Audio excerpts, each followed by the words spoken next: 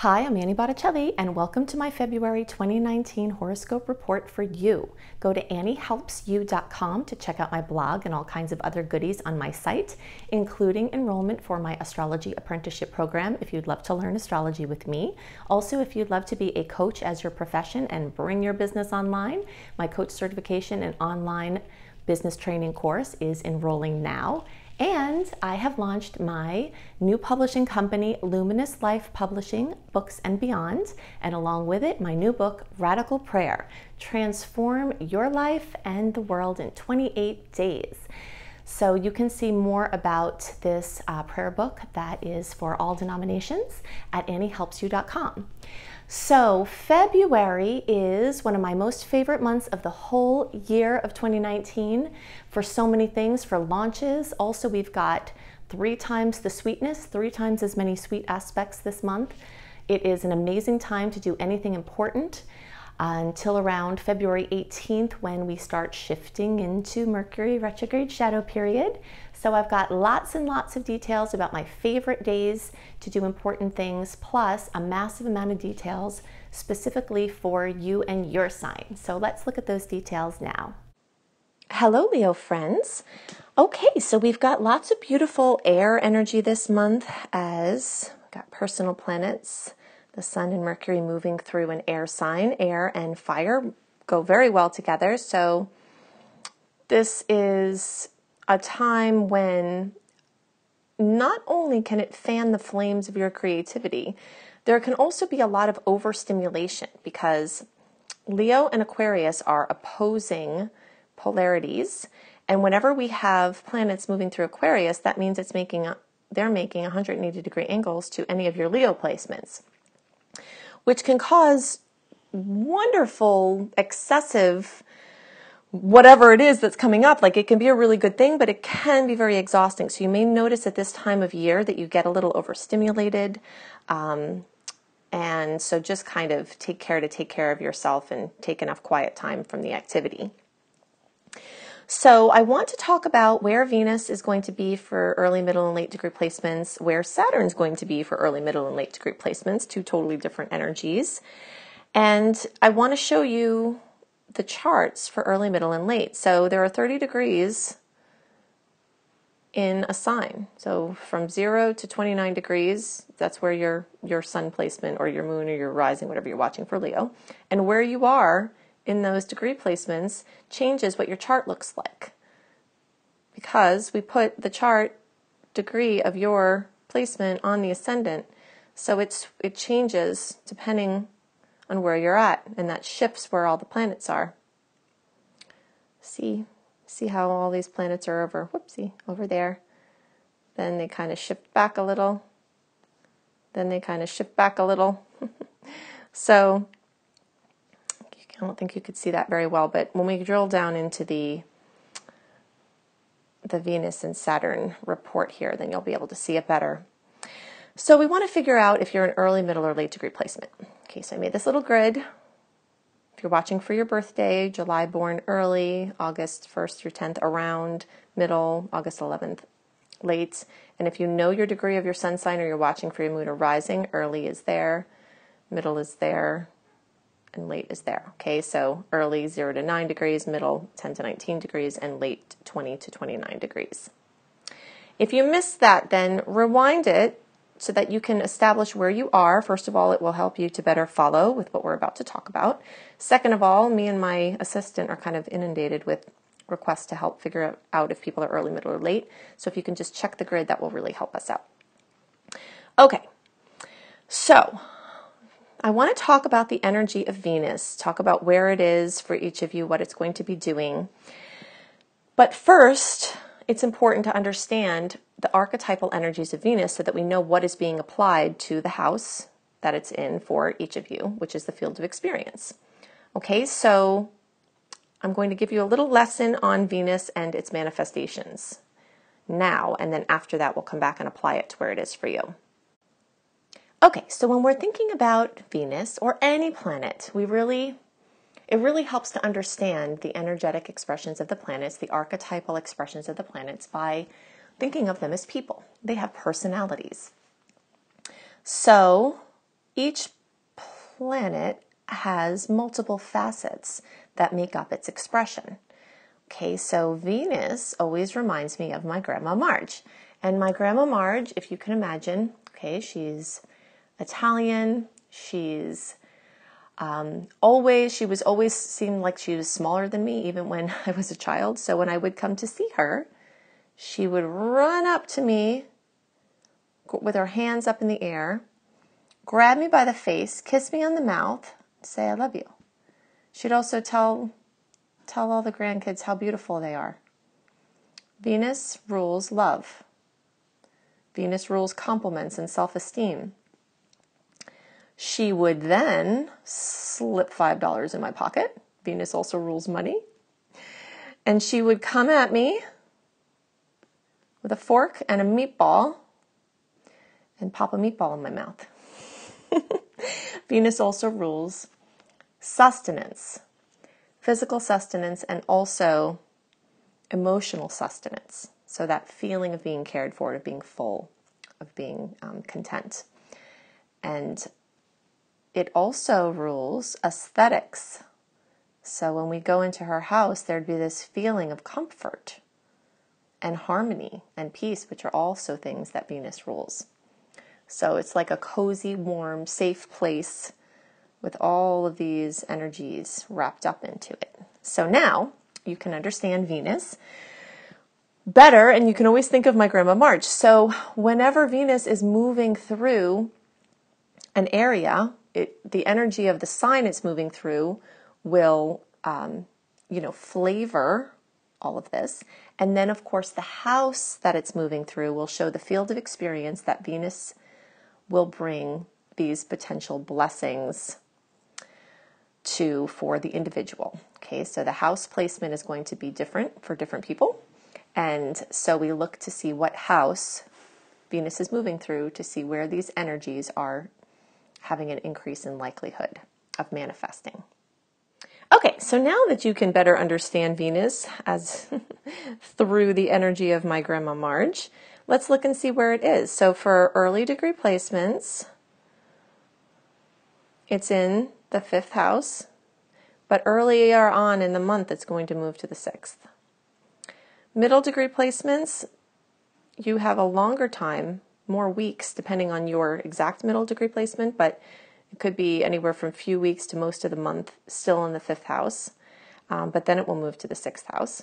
And you late degree placements pretty much have the whole month with Venus in the 5th. And when we talk about the 6th house manifestations, those are coming for you, but probably not till next month, like March. Okay, whoops. So Venus, Grandma Marge, as it expresses through the 5th house, every early, middle, and late degree Leo placement is going to have this energy at some point in the month, if not for all of it. The 5th house has to do with love, romance, children, hobbies, creative efforts, dating, fun for the sake of itself. So boost, with harmony and sweetness to any of those placements. Sweet things for kids, sweet things for, your creative projects, money-making opportunities for creative projects, a chance to bring your creative projects out into the world. Great time for dating if you're looking for somebody. I love, love, love this month, especially until around the 19th for dating. If someone wants to introduce you to someone, take it seriously.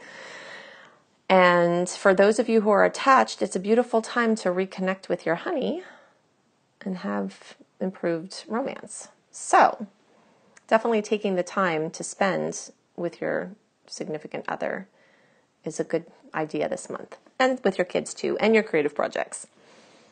Okay, so the middle degree placements will also have, with early degree placements, soon in the month you're going to have Venus in the 6th, and then a few weeks in, depending on your exact placement, middle degree will have Venus in the 6th house, and then it won't be until like next month, March or so, before the late degree placements have this, but you should still pay attention because it's coming for you. It's just going to be a little staggered.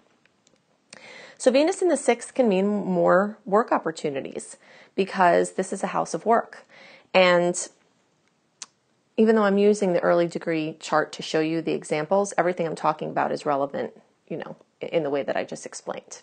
Because you can only go off of one chart at a time as I'm talking here. So Venus in the 6th can be more money, more harmony at work, more flow, more synergy. Can also be notable things about health. Can be anything having to do with your routine, like getting serious about organization, putting some money into trying to have streamlined systems. And if you're self-employed, a lot of times we see a boost, to your income, but for work, it could mean promotions or recognition or something like that. And I love this month. If you need a raise, I love this month for asking for a raise, especially through around February 19th. When you ask for a raise, always remember that there are pretty much two places we ask for a raise from. One is desperation and or resentment. The other is certainty about how great we are at what we're doing. So a lot of times the outcome of our request will be dependent on the energy with which we come to it. So I highly recommend that you kind of like work out any anger, resentment, or desperation before you ask for the raise, because even though the energetic potentials are increased for this because of Venus moving through this placement, still energy is energy. And we can only, as I always talk about, we can only have something manifest that we're a vibrational match for.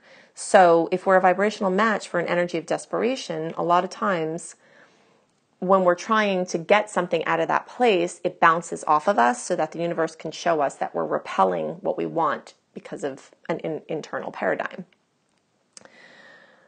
Okay, so Venus is making sweet this whole 6th house. This can also be things having to do with pets or animals. If you're wanting to spend more time or do retreats with or get a pet, this is an amazing time for that, especially until around February 19th is even the best. But there could be opportunities after that for finding your perfect pet. But I especially love those times. But trust the flow, because obviously you'll know if your little creature who you're meant to have comes to you. Okay, so Saturn is totally different than Venus. I want to give you some details about how Saturn's energy manifests, the potentials, the stories, the taglines, and then I'll show you where Saturn is for each of you in the chart, and we'll apply the information. Okay, so understanding the archetype of the Saturnian energy can help us understand the potentials that Saturn brings when it is moving through wherever it is in the chart for us. So every placement, every sign, every planet has this range of potential expressions from lowest to highest.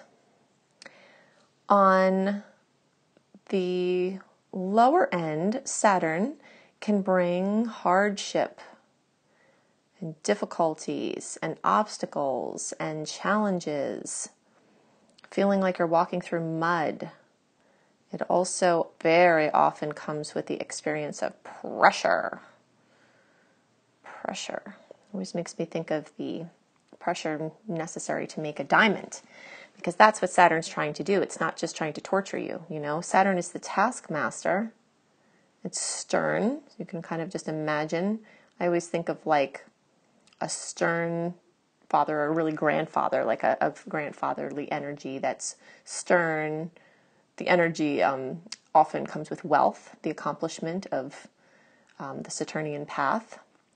It's a wealthy taskmaster, stern and just sort of serious. So that it brings that energy. However, there is the other side. Okay, so the upper end of Saturn is that it can bring accomplishments.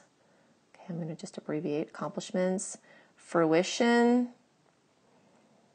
It can bring things into form.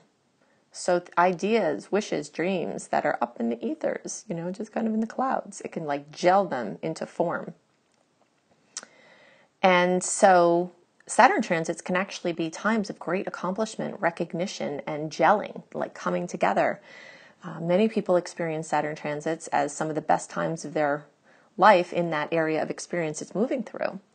So what makes the difference between this side and this side? Usually I have found it's unresolved issues from the past, because these planets will test weak links. And if you have a perception, if you have anything that you brought with you from your genealogy, from your upbringing, from past life, however you want to look at this, any of these levels, Saturn's going to test these weak links. And it's going to want you to apply the taglines of Saturn, which are hard work,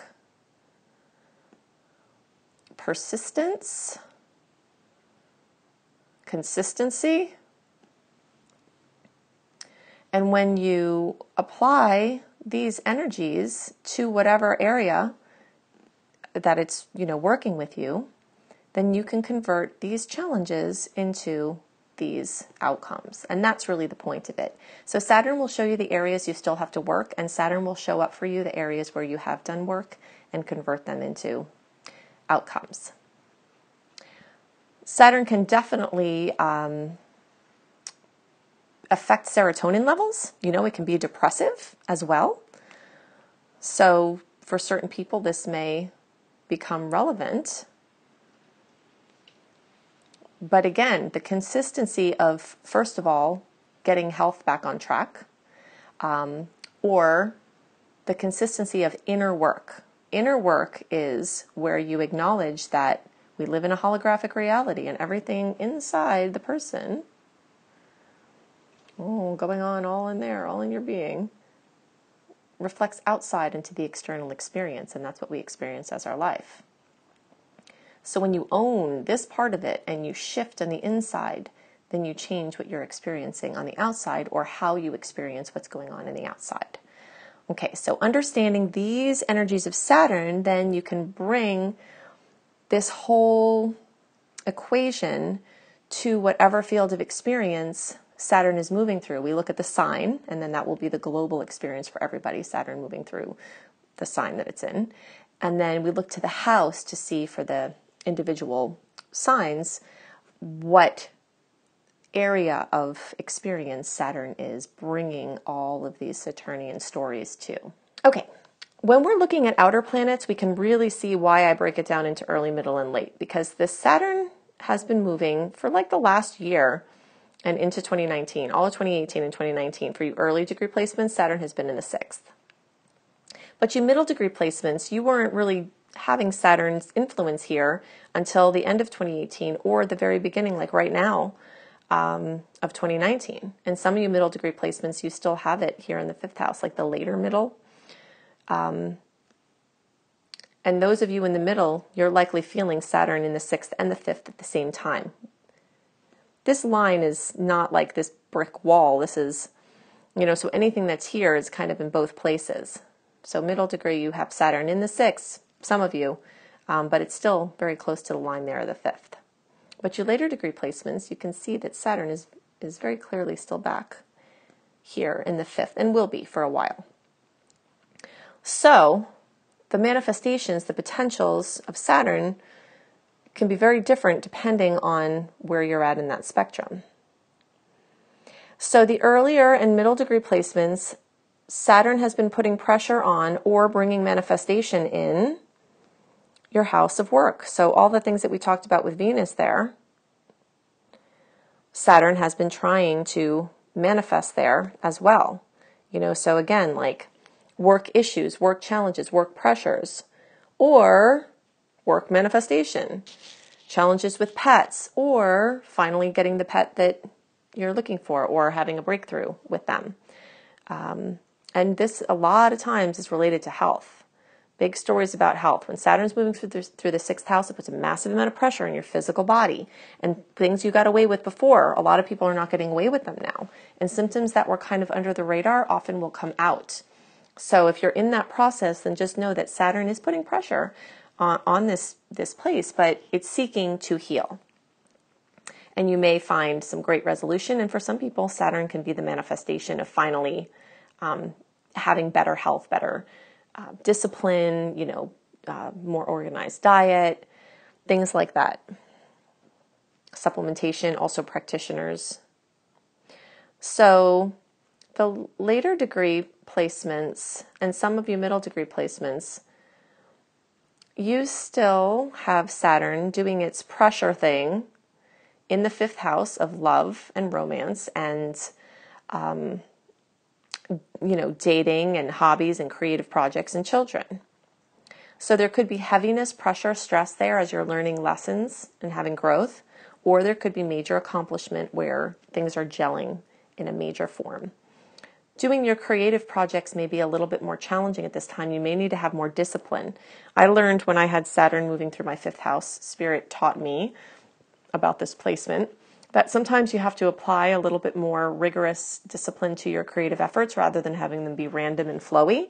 Like at the time that Saturn was moving through my 5th house, I was writing books, and one in particular, I was having a lot of trouble focusing. It wasn't flowing the way it usually does, but Spirit was explaining to me that I had to just sit down every day and just write a paragraph, even if I didn't want to. And I had never been like that before. It would just kind of flow.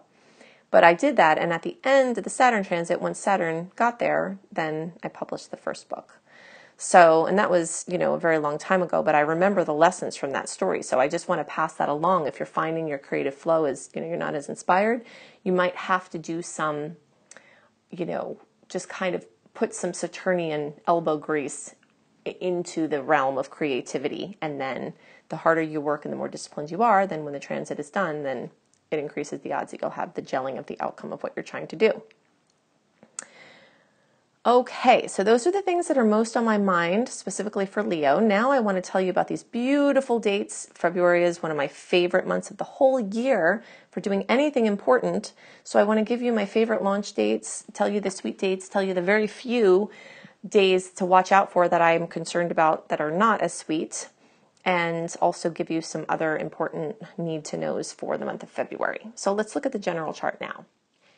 So the theme of the month for February 2019 for all signs is 3 times the sweetness. And that is because literally we have 3 times as many sweet aspects as we do challenging ones. In the beginning of January, we started these really nice open skies with the stars, the planets moving direct. But January was a little bit dicey in the way that we had 2 powerful eclipses. And for some people, those brought amazing positive changes. For others, very stressful changes. And some people were just holding space for others as they went through the changes. And some positive changes still could have carried some stress because of just the newness of them. Trying to get into a new rhythm or having it come all of a sudden can carry its own kind of stress, even if it's a very positive thing. So February is going to have a totally different energy. The open stars of having all the planets be direct is going to continue through February 18th. So we've got all that going on. And then, like I mentioned, we actually have a massive amount of sweet aspects. We do have a second supermoon that is at its 1st degree. So this whole energy of clean slate is continuing. And that's just a very, major theme for all of 2019, actually, that's being initiated here at the beginning. I'm going to give you a list of the days that have sweet aspects and a list of the days that have challenging ones, and then we'll go into some more details. But definitely remember to go to my website, anniehelpsyou.com, and sign up for my free email newsletter to receive a written version of these general transits delivered into your inbox a month early so that you have them visually for planning purposes. Okay, and if you are already on my email list and you're not getting my emails, then definitely check spam, social, events folders, and move them into your inbox to get your inbox the message that you want them there. Okay, so the sweet days are going to be, let's just make a little list over here. And so the sweet days, these happy ones, are going to be the 1st, the 2nd, the 3rd, 4th, 7th, 9th, 17th, 18th, 19th, 22nd, 23rd, and 27th. Okay, the challenging ones, and as I give you these dates, remember that we often feel the energy of a transit before or after the actual transit, so don't hang your hat too heavily on the exact date. Just know that present and the days around these days are the transits. Okay, so the challenging ones, where we'll just kind of put little guy having some difficulties there. Okay, so we have a challenging transit around the 1st, the 12th, the 14th, and the 22nd. And also in those days at the end of the month, there's, on March 1st, there is a challenging aspect, so you might feel some of that in the days at the end of the month. But in general, you can see a lot more sweetness there. And when you track this over time, you can really see a difference, like the mood of the month is very much directly affected by the amount of sweet aspects we have versus challenging ones. Okay, so let's just do a little summary of some of the major ones here, and then definitely go to anniehelpsyou.com to get a list of the rest and what you can experience with them. So on the 31st, I'm going to list the Saturn in Capricorn, sextile Neptune in Pisces again. Okay, so let's see. Saturn there. Neptune there. Because as you can see, like here at the beginning of the month, they're only a degree apart. So that aspect, that beautiful 60-degree angle, it's one of the most favorable in astrology, is still going to be echoing out for many days, even a couple of weeks, the first couple of weeks of February. You'll be feeling the sweet vibes from this sweet lineup. Whenever planets that are outer planets get together, in any configuration, they last longer than the ones that move more quickly. Okay, so you'll be feeling those sweet vibes. And in general, this is characterized by material gains coming from spiritual focus and pursuits, or artistic focus and pursuits. So kind of like a blending of the sides of the brain, a blending of the seen and unseen. Okay, so the next thing around that time, and this is one you really got to watch out for. Mars in Aries square Pluto in Capricorn. Okay, so we got Mars in Aries there. Pluto in Cap here. You can see they're at 21 degrees right from the beginning there. So they're matching. And that's a square. That's like a, no, we don't like that one as much. Now, it is true that challenging aspects can definitely spark something important. And for the seeker, we don't have to look negatively upon these challenging aspects, because they could sometimes give us the catalyst that we need to do something, or it could be a conflict that sparks a breakthrough. But as far as like your general safety, definitely be careful around those days, because it's just the kind of energy that could actually be dangerous. You don't want to antagonize a crazy person in the beginning of the month there. You want to be careful with your physical body. You want to guard your head, guard your bones. Okay, so now we start the sweetness spree. Venus and Uranus getting together on February 2nd. So we've got Venus here. We have Uranus here. Okay, so this is going to move into configuration with this. Venus rules love, beauty, money, self-esteem, design projects. Uranus is the great awakener, the great bringer of surprises. So in the days before and after the 2nd, sweet surprises are more likely. And of course, that's happening at the same time as that awkward, possibly dangerous aspect the day before. That's why I always say we have to remember, like, these are layers of a truth that are happening all at once. And if you're trying to plan a launch or doing something important, your personal experience is going to outweigh any date something is, quote, supposed to be good. You may feel the icky aspect earlier and then the nice one later. You just got to tune in. But if you know what's going on, it helps you to follow these things. And I see it happen all the time, that people who are sensitive, people who are empathic, people who are paying attention will tend to feel like, wow, something's up in the stars, And so you have your answers here as to what's going on. Another sweet aspect on the 3rd between Mercury and Jupiter. Where are the buddies? Okay, Mercury and Jupiter. I'm going to move into configuration there. So that is really great for anything important: communication, mobility, important connections, travel, could manifest in wonderful ways, having to make important purchases for devices or cars. I love this energy for that. Then we've got the new moon at 15 degrees of Aquarius on February 4th. So lots of sweet energy there. This new moon is also in a conjunction with Mercury and a beautiful aspect with Jupiter, which enhances it. Then the sun, on the 7th, the sun is in a beautiful aspect with Jupiter. So whenever anything is in a nice aspect with Jupiter, it's like benevolence, good luck, sweetness. So the sun will move there. And then, of course, these will be together as well. So that could bring important news, important connections. More sweetness and positive surprises on the 9th with Mercury and Uranus getting together. The 12th and 13th, this is one of those times to watch because this is where Mars and Uranus get together in Aries. So both of those can be a little bit aggressive, can be a little bit jarring. Aries energy can be a little bit physically,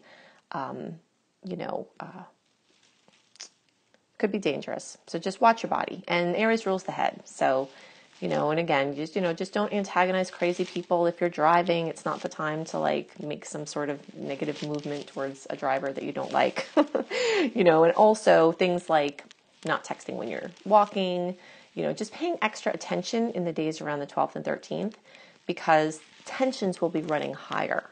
So I always say you can prepare for these kind of energies by trying to rest, get good sleep, be relaxed so that when they come, you can kind of just navigate through them as a spiritual ninja. I always use the example with aspects like this, like if you're a grandparent and you have your grandkids coming to visit, you could either leave out all your white linens and all your white stuff, only to have the kids destroy them because that's just what kids do when they're playing, right? Or you can swap them out for the kid-friendly things and then have a rest-free time so that when the chaos and madness comes, that all the things that you want to remain safe are and you don't have to stress about them. So that's what I always think about when there's an aspect like this. Like if you know some stress is coming and you just kind of take your magnesium, take your B vitamins, you just have your coherence plan situated, then it makes it much easier. Okay, so back to sunny skies and sweetness again with our little happy cloud there, with the 17th and 18th. We've got Venus in Capricorn making a beautiful aspect to Neptune in Pisces. And, okay, so let's show you where that is. Let me say there, Venus in Cap. Okay, so you can see here Venus is in Sag, but it is going to move into Capricorn by the 17th and 18th. And that's going to make a nice aspect with Neptune here. Dreamy, creative, spiritual breakthroughs, things like that. And then the Sun in Aquarius is going to come together with Uranus at this point in a beautiful way. Okay, so that's later in the month when this joins into a configuration with this. But again, the 17th, 18th, just sweetness. I love it for important things. Love, money, idealism, romance, art, creativity, expression of every kind, action, motivation, inspiration are just all enhanced beautifully at this time. And then the full moon, that second supermoon of the year. Supermoon is a moon that is actually closer to us. When you look at it, you're like, what? Why is the moon so big? It's because it's closer. And of course, it exerts more gravitational effects when it's closer. So it tends to be more intense, more emotional. So do prepare for an extra emotional full moon. But for the most part, there are sweet aspects with this full moon, with 0, almost 1 degrees of Virgo on the 19th.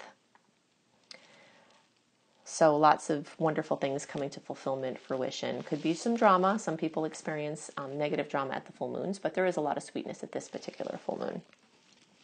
Moving along to the 22nd, we've got a square. That's one of our challenging aspect days. We've got a square with Mercury and Jupiter. And where are you guys? Okay, so Mercury is going to come and Jupiter is going to be in a square. Of course, Mercury is not going to be here at this point. It's going to move over there, and that's where the square is going to happen. But, communication, mobility, things like that, kind of getting a little pressure from Jupiter.